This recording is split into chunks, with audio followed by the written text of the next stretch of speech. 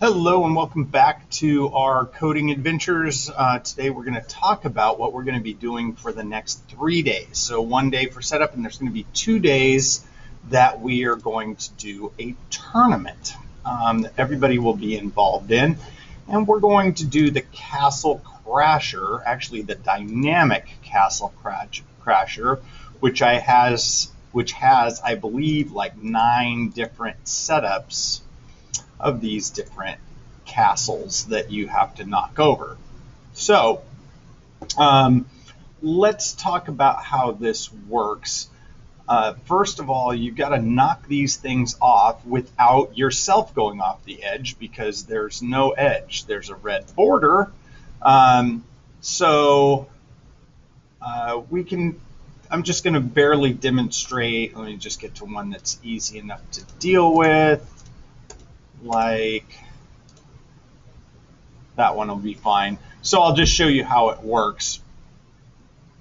So I'm just going to set up a simple program to have it drive forward 800, looks like it's 800 millimeters, and then turn 45 degrees, just to show you how these things work. So right now I've just got it set up to drive to the middle, turn 45 degrees, go towards this corner until the down eye detects red, and then we're going to stop. So we'll just see how this goes and see if it knocks any off of the edge. None. Okay, so I wasn't able to knock any off. Your job should be to knock some of these pieces off of the edge. So there's different strategies. You could kind of sweep across, in a kind of lawnmower fashion. You could make it random, where it's doing the vacuum cleaner kind of thing like we did in the reef cleanup. You could have the robot search until it finds something and then drives it off. That's a possibility, but your goal is to knock these things all off of the platform as soon as you can. The tournament will be 3-minute rounds. So in 3 minutes, your job is to get them all off in as soon as you can. So if you get it in 2 minutes, that's great, right? Then you're doing really well. Or at the end of 3 minutes, you count how many pieces are left. So that is going to be our goal. That's going to be our coding goal. Now, there's a lot of different things you could do. We just talked about a few of them. One of my strategies I thought about doing this was to go from the middle outward.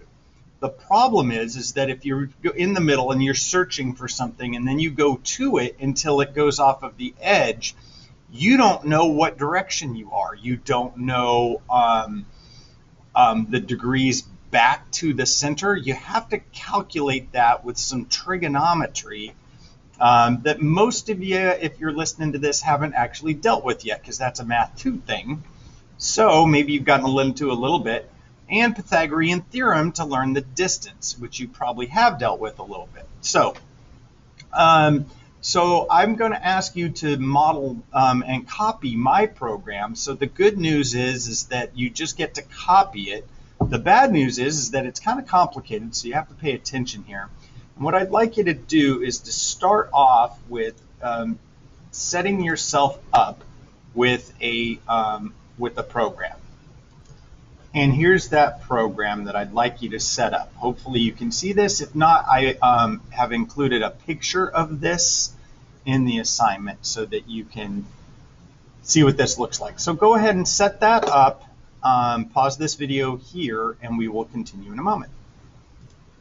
Now, for the purpose of this, we're going to use, instead of the Dynamic Castle Crasher Playground, which has similar things, I'm going to go to the Art Canvas Playground, where we start in the middle. Now, I'm already starting in the middle. If you use this program later on as part of your coding that you're going to do for the tournament, then you need to modify it, of course, because it's first of all, this is a forever loop, which never is going to go out of the forever loop. So you'll have to modify it a little bit. but I'm going to show you how this works, and this is part of your assignment. So first of all, we're going to base this on quadrants. So quadrant 1 up here is where x and y values will both be positive. Quadrant 2 over here is where your y is positive, but your x is negative. In quadrant 3, they're both negative, and in quadrant 4, x is positive and y is negative. Why does it matter? Because you need to determine what quadrant you're in order to determine the math about how to calculate angles and distances to get back to the middle. So here's a problem. I need to have a right triangle, essentially, that includes either an x or y axis, the point, and the middle, right? So we're going to have that right triangle. But what happens if I'm on either x equals 0 or y equals 0? Then I can't make a triangle to go back to the middle because it's just a line. That proposes a problem. That's why we have this big old if statement and else statement. If at random it accidentally picks that we're going to go at 90 or 180 or 270, which is straight, okay, along an axis, then it can't make a triangle and we're stuck. So what we're going to do first is we're going to say that we can't have it the position x or the position y be at 0. So that's what this first if statement is. We're going to drag over an or statement into that. Okay, now some of these are going to get a little bit long, and then we're going to put in an equals in each one of these. Equals goes in there, and an equals goes in here. And what we're going to do now is say, okay, in sensing, we're going to drag in our position x and our position y. And I realized I forgot one thing. I'm going to get rid of this guy for a minute. Okay, so right now we're saying if the position x is 0, now we could have done this backwards. Then we're going to do all of these things, but I want it to do these things if it's not on 0, and if it is on 0, do something else. So I'm actually going to drag this whole thing out here. You have to grab it in the right place.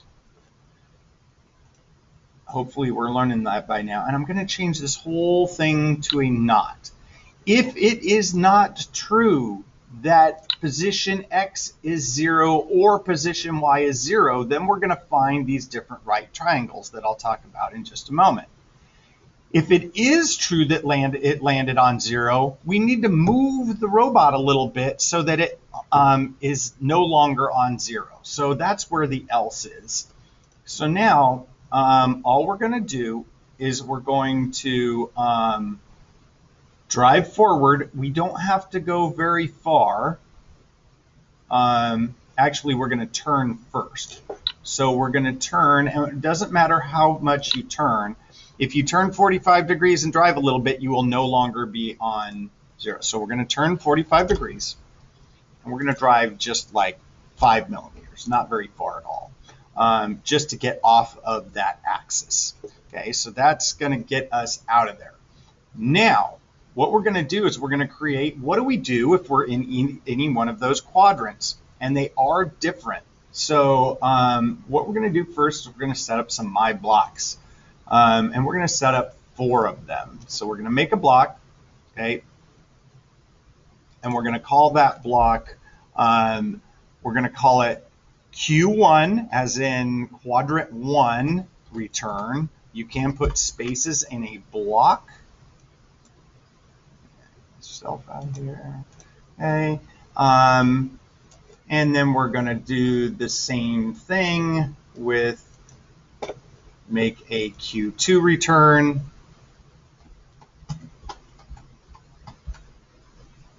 Okay, and then a Q3 and a Q4. And I've made all 4 of those. If you have to, you can right click and edit that. And now what we're going to do is we're going to set up what happens if it's in quadrant 1. But I'm going to get to that in just a minute. So let's say that we are in quadrant, well, let's go to there. Let's say if we're in quadrant 1. If we're in quadrant 1, then we are going to have an x value that is positive and a y value that is positive. And we already talked about that a little bit, so I think I'm going to just go there. So we need to make sure now, because each one of these if statements is all being checked at the same time, none of these can be true at the same time. If it is, your program will glitch out and just stop, because it's like saying, I want you to be in Winco and in Walmart at exactly 1 o'clock today.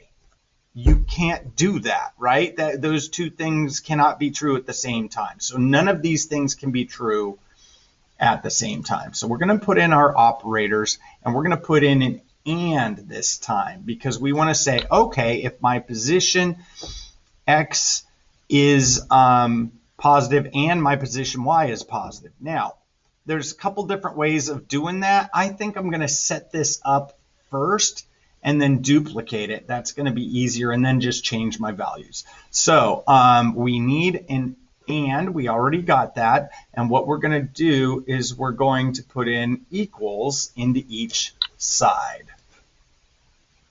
I'm sorry, we're not putting equals, my bad. Let's drag that back out. We need to put greater than and equal than. Okay, so here's what we're going to do.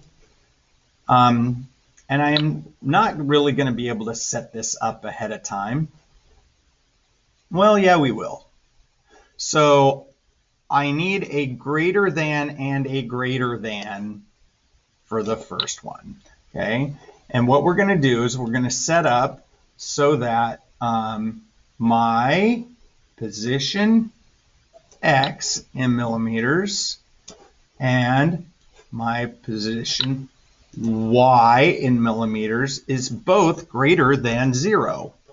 Now we did something if it does equal 0, so we can say, okay, if my position x is greater than 0 and my position y is greater than 0, okay, then what we're going to do is we're going to do Q1 return. Now, I haven't set up Q1 return yet. I'm going to do that in just a moment.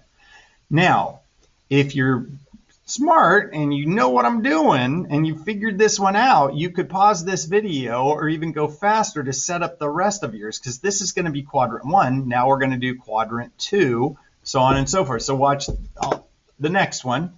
In the next one, then in quadrant 2, my y value is positive, but my next value, x value is negative. So that's where we're going to go, okay, I still need an and.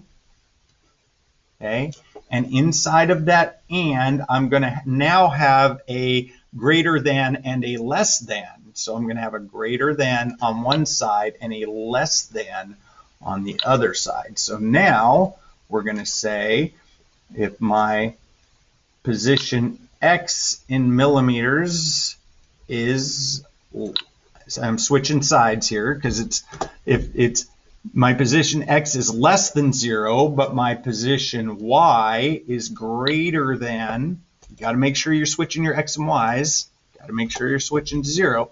Now I know I'm in quadrant 2 because my y is positive and my x is negative, right? So now I'm going to put that in there, and I'm going to say I need to do Q2 return. And again, you can blast through this if you get it. If not, you follow along. My next one is that they're going to both be negative in quadrant 3. So those are both going to be less thans. I'm going to have my and I'm going to do 2 less thans. Okay, and of course you could flip which side you're doing things on too, but this just makes it, the order helps me think a little bit better. All right, so if my position x is less than 0 and my position y is less than 0, I am going to move to quadrant 3. And finally, if my x is positive but my y is negative, I'm in quadrant 4. bring out and. I'm going to do a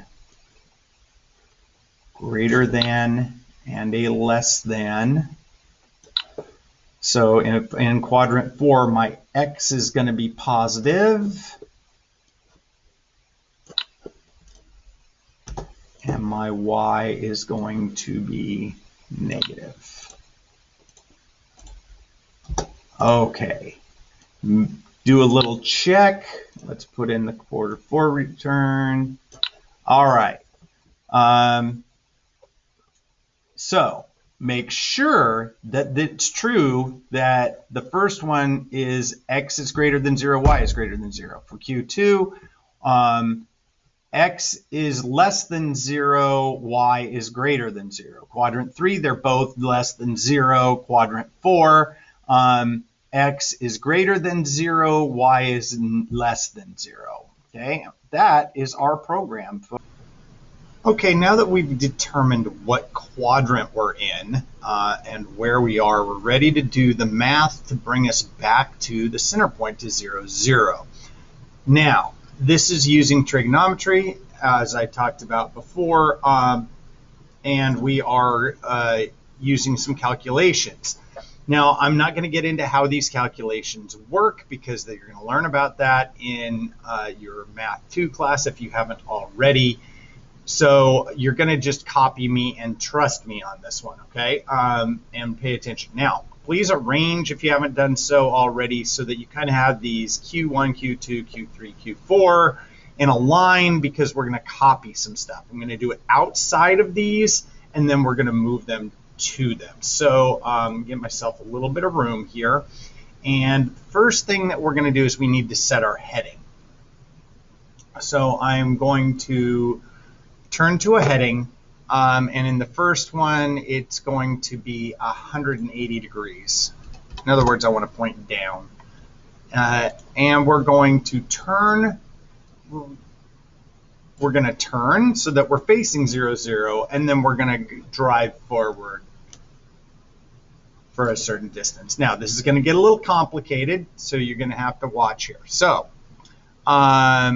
we need to go, now, in quadrant 1, my numbers are for x and y are both positive, and that's great. But later on, when I get to some problems, there will be negatives. So I need to make sure that I always end up with a positive value or I'm going to have problems. So the way to do that is we're going to go to our operators.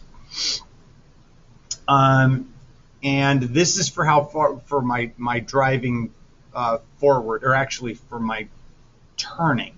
So what we're going to do is we're going to drag out this one that has ABS right here of whatever. And we're going to drag that out, and I actually am going to need one of them for now. For the next one, we'll need more than one. So I need what's called the absolute value because I need a positive integer. And we're going to put in a divided by bubble. I'm going to put this one inside of that one. Now I'm going to zoom in so we're looking at, there we go, because I need you to be able to see this clearly. All right, so I'm going to drag this guy inside of that. So now I have the absolute value of a number divided by a number. Now the number is going to be, oh, I'm sorry, I take that back. Need to make a change. I'm mixing up which thing I'm doing. I'm going my degrees right now. So we're not going to do absolute value. What we're going to do is come down here to what's called a tangent. A tangent. That is an inverse tangent function, which again I'm not going to get into, and we need position x divided by position y. So we're going to go into our sensing, and we need to put in position x into the first one and position y. Make sure you're changing things and that you're paying attention to what this says. Okay. Now, what I need is later on, again, I'm kind of mixing things up a little bit, but I'm going to get there. So I need the absolute value of this later on. It'll work in quadrant 1, but it's not going to work later. So I did need to drag 2 of those out. Told you this would get a little complicated. So I'm fixing something here. Please fix this with me. I'm going to drag this pill, make sure we're dragging the right thing into this box. So I have the absolute value of this. There we go. So now I have the inverse tangent of all of that, the absolute value of this divided by that.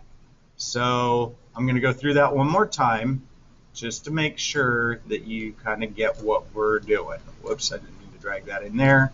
So I have the inverse tangent of the absolute value of a number divided by a number, and those numbers are position x in, oops, I don't know what happened there. Those numbers are position x divided by position y. Okay, now that is a whole big thing for what direction we're going to turn. So we're going to go, all of that is going to go into where we're going to turn right. Okay, now how far are we going to drive forward? Well, this is a right triangle, so that we've made in different quadrants, and we use trigonometry to figure out the angle to go back towards 0, 0. Now to figure out the hypotenuse, we're going to use Pythagorean theorem, which you're probably familiar with at this point. A squared plus b squared equals c squared. So we're going to drag out that little guy again, but this time we're going to change it to a square root.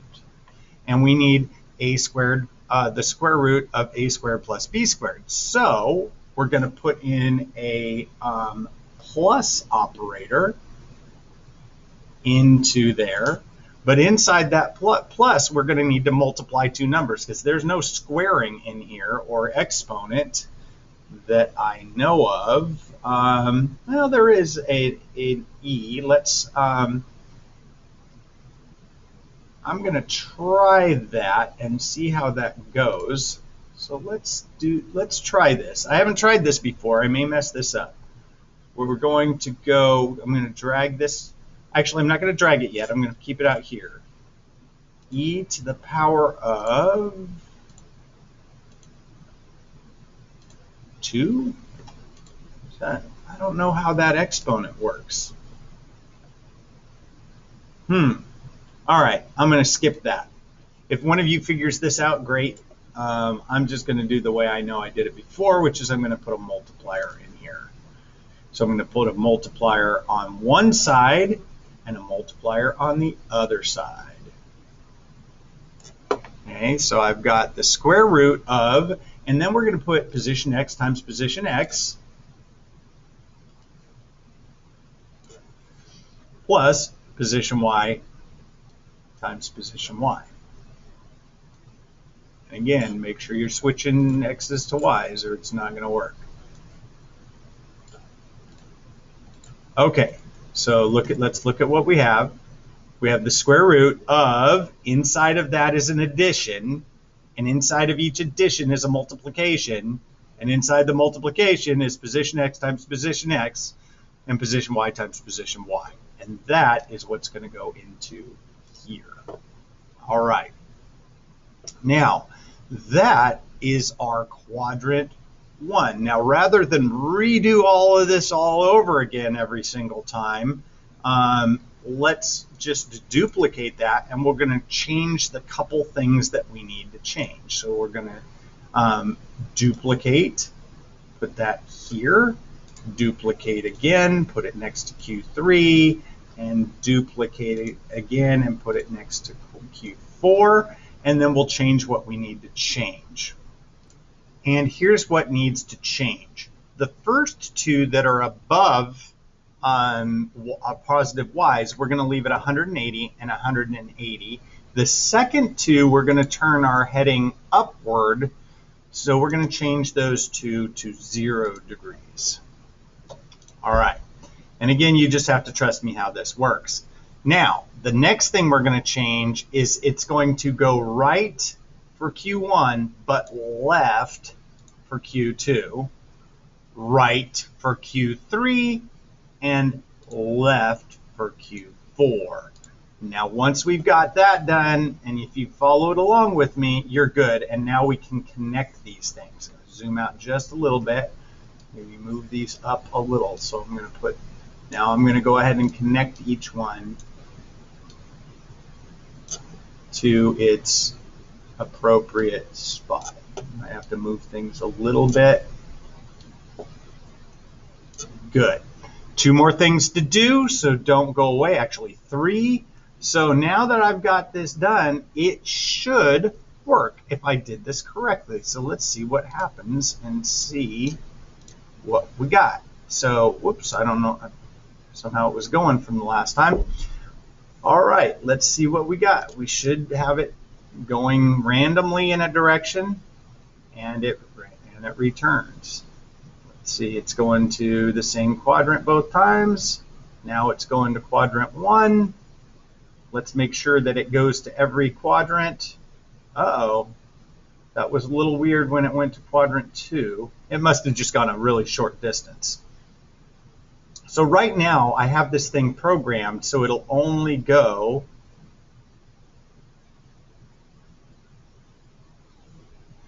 something's weird about quadrant 2.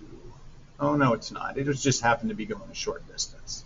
All right, so right now I have this so that it's going a random distance. Later on, we're going to talk about what you're going to be doing with this whole thing. Now, just because it's interesting, if you want to, you don't have to do this part. You can, before you even start, put the robot pin down, zoom in a little bit, so that it's going to draw, and then you can set your pin color to whatever you want. I'll do like red just because I like it. And now when you run it, if you let it run long enough, it's going to create kind of this flowery thing. Oh, that was interesting. I don't know what happened there. It was on 0, 0, so I think it must have moved just a little bit, which is why we got those two different lines. So anyway, it'll create some little starburst pattern after a while. All right, cool. One last thing to do is close out of that. Actually, 2 things to do is I want you to make sure that your name shows up in this somewhere. So we're going to drag print down here to the very last thing you do within this loop is we're going to print your name and just put went home or found 0, 0 or something that has your name in it. And then if we want to see what this looks like in the monitor, we should set the cursor to a new row so that it prints it in line. All right, last thing you are going to do before taking an image of this. Whoa, I did not mean to do that. Whoops, and I took it out of the forever loop. Oh my gosh, okay. Last thing we're going to do is we're going to save this. So if you come up here and click, now I already have mine saved, but you can copy the, I called it return to 0, 0. Rename it and save it to your device, whatever you're using, because you may want to use this later. All right, now take an image of this. Might be a little blurry, but as long as I can read your name and I can see that you've done this, we're all good. And turn that in. I do not need to see the playground for this. I just need to see your code. All right, now let's talk about the next thing, which is the tournament. There is going to be a tournament in which we are going to use the playground of the Dynamic Castle Crasher. And I just realized I talked about this at the beginning of the video, so I'm not going to go into that again. If you want to use this in some way, now obviously you're going to have to do some different modifications to this because you're not going to go at a random. What you're going to do is have your program find things to knock over. But if you want to return to 0, 0, you can modify this program to be able to do that.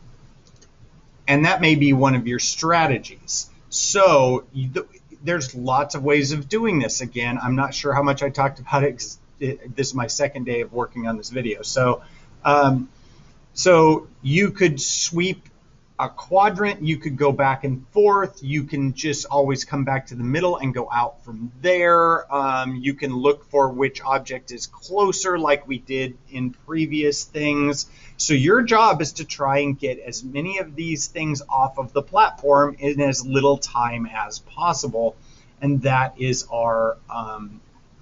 going to be our tournament, of which your participation will be mandatory. So have fun coding that up, figuring out what you want to do. Again, you're welcome to use this code if you want as part of what you do. And next time we'll talk about the tournament and hopefully have some fun doing that. All right, see you next time.